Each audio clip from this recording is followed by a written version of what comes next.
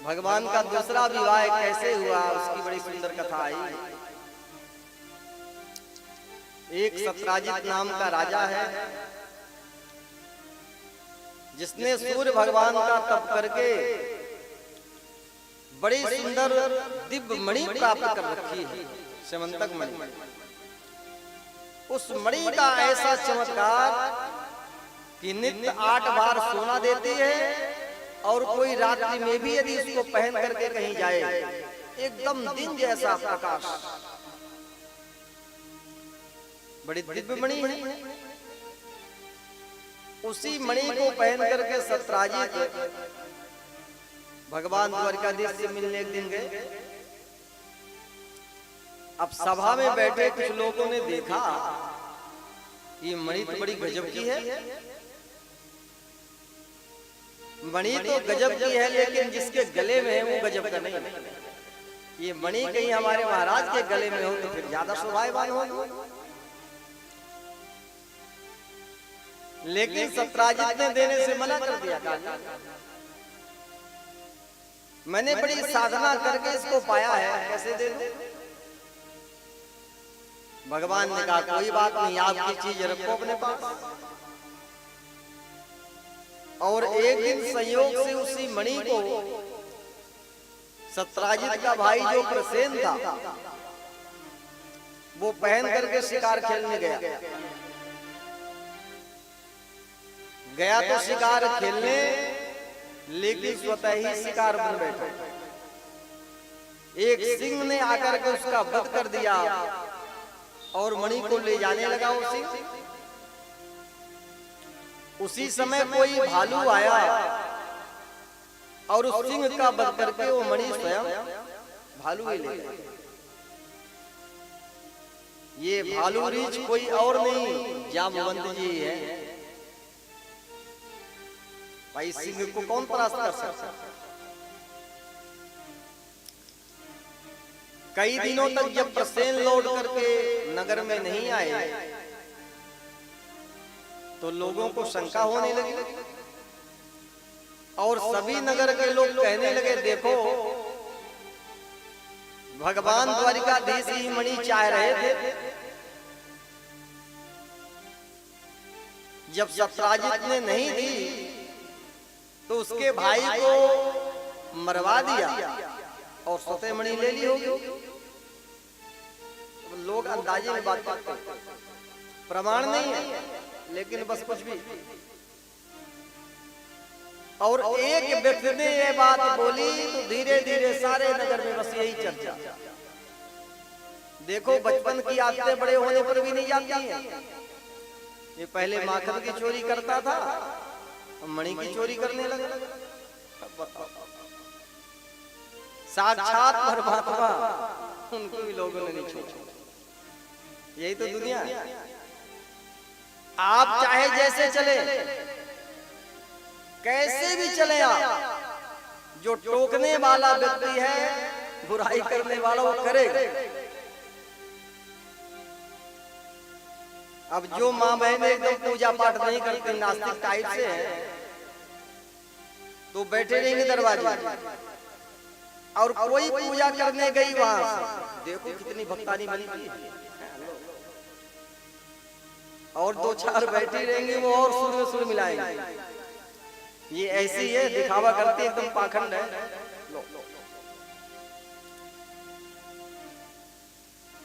कहने का मतलब हमको अपने सही मार्ग में चलना चाहिए। कौन क्या कहता है,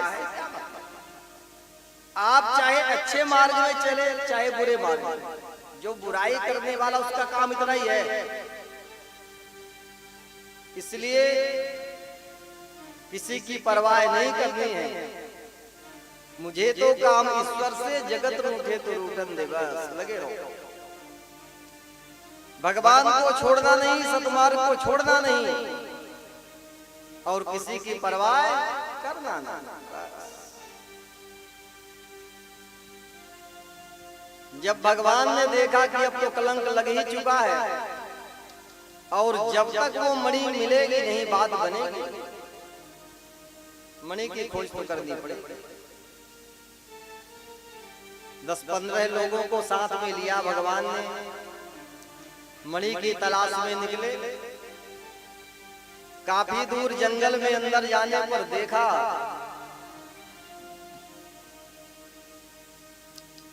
कि प्रसेन मरा पड़ा है और उसके चारों ओर किसी सिंह के पैर के निशान हैं।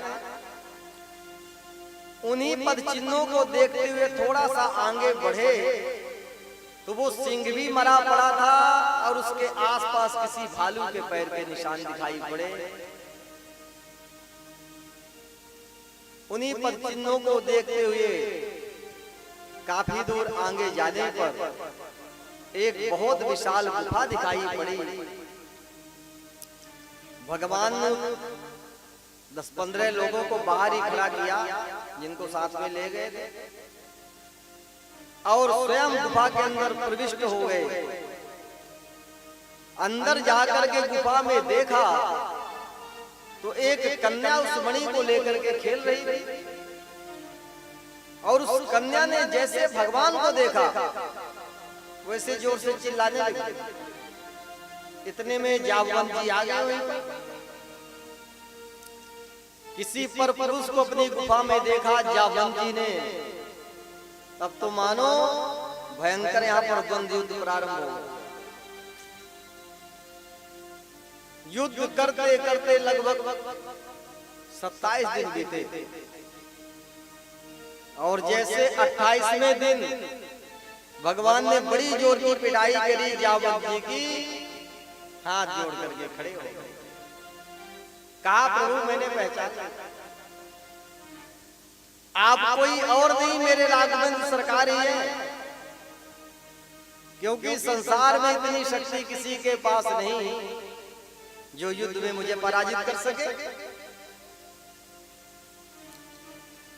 अब यहाँ पर एक बात ये भी उठती है कि भगवान का जामवंत जी का युद्ध कैसे? ये तो बड़े आश्चर्य की बात है। तो इसकी भी एक कथा है। ये जितनी कथाएं हैं भगवान राम और भगवान कृष्ण, ये मूल में एक ही है। तो जो लीलाएं अधूरी रह गई थी रामावतार में, उसको आकर के इसमें पूरा। भगवान राम जब रावण को मार करके अवध लौटे तो प्रसन्न होकर के सभी को कुछ ना कुछ इनाम दे रहे, और जो व्यक्ति को जो चाहिए, जो मांगता है ना, वही देते। तो सबने अपने अपने मन की चीजें मांग ली।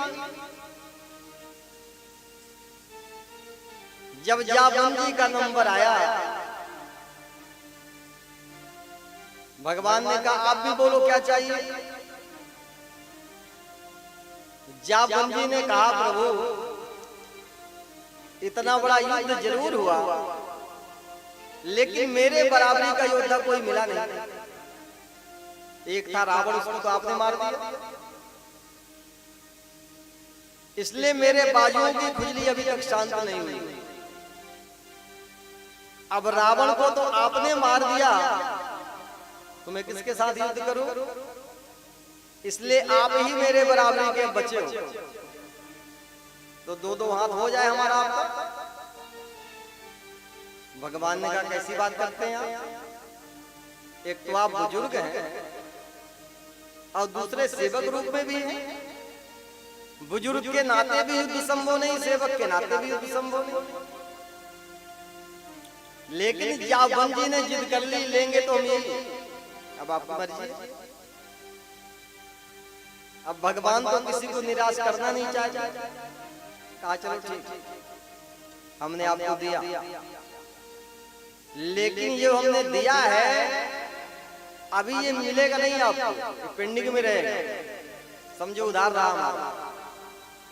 ये आपकी जो कामना है, जब हम लीला पुरुषोत्तम बन करके आएंगे श्री कृष्ण अवतार में, जब कोई नियम बंधन नहीं होगा हमारे लिए, कुछ भी कर सकते हैं, तब आपकी ये कामना अवश्य पूर्ण होगी।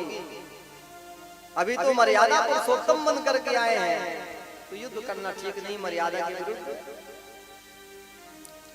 आज उसी वचन को मानो पूर्ण करने के लिए युद्ध प्रारंभ।